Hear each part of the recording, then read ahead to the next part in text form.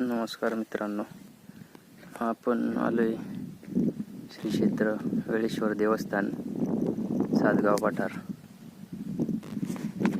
बघू शकता तुम्ही.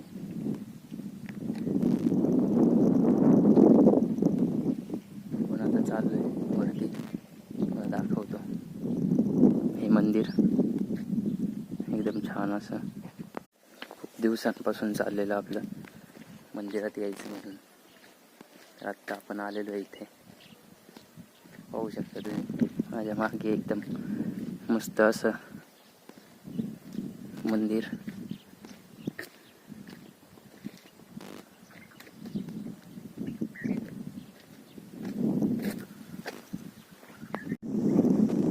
जो व्ह्यू मिळतोय